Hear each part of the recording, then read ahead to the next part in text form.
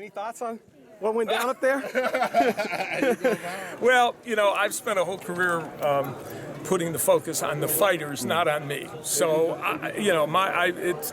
he has every right not to answer questions. Obviously, I was there. The purpose of me being up there was to ask the fighters questions so that for the people watching the streaming, not so much the press, because you're going to get a chance to ask questions, for them to get some comments from the fighters. And I feel bad because it's not about me. There's nothing here is about me, but it kind of got made about me. So I have no, that's the only thing I feel bad about, you know, that there were, you know.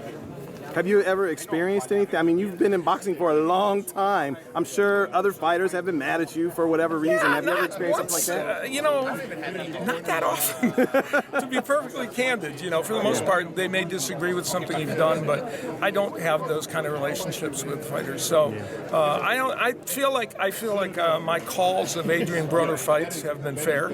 I think that's the ultimate test.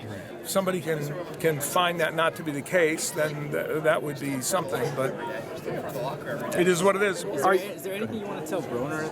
Maybe. No, I don't. It's not in a bad way, but maybe to shed some perspective. He has a different approach to all this. You know, he's not. He's asymmetrical when it comes to that, and so I just don't know. You know, to me. I'm not against any fighter. I've spent a career. I'll put my body of work against that because I don't. If you interviewed 100 fighters, I'm pretty sure 98 of them would say that I'm not against the fighter. You know. I think you handled it well up there. Are you surprised at the fact that his team, his trainer, Kevin Cunningham, they wouldn't talk to you either? That's fine. He was put in a very odd spot. And in retrospect, whether I would have asked him the question again, if you asked me would I redo it again and not ask him a question, I might. But I didn't want to not give him the chance to respond to a question.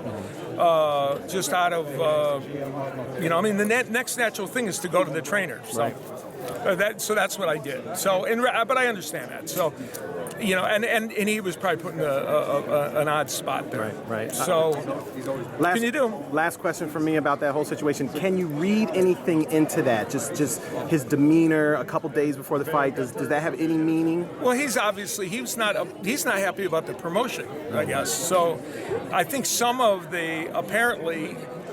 It may have been that almost anyone up there asking questions of him may have gotten some blowback, possibly. I don't know, or maybe it was just set for me. But it seems like there's a general vibe based on the press conference. He's not happy with the number of press that are here and all the rest of it. So have you said anything on Twitter? You know, I don't remember. I think I've commented, but I don't know of anything that I would have said on Twitter that would have been. I mean, Adrien Broner is very. I mean, I'm going to say. Compared to how anyone would have commented to him on Twitter, I really don't think if you go through my Twitter feed, you're going to find a whole bunch of anti-Adrien Broner comments. I mean, there may have been a few occasions where I commented in general on something about him as a boxer, but of course that's my job to do that. But I haven't been sitting there trashing him on Twitter or anything of that nature that I'm aware that I could. If somebody finds like 5 really nasty tweets about Adrien Broner, show me. But I don't think so. You know, it's more like constructive criticism. Just probably, you know, but not even that so much. You know, like I mean, I did make one statement about Gervonta Davis needed to stay at a lower weight. Unlike his friend Adrien Broner, who I thought moved up in weight too fast. I don't see that as a terrible comment that you know was a personal. I don't make personal attacks on fighters. Like I'm not on Twitter commenting on his tweets or his posts. So I don't know what that's about. And how do you see the fight this Saturday? I think the fight's an interesting fight. You know, I believe that it will be. I think Manny. I think they are both probably very well prepared.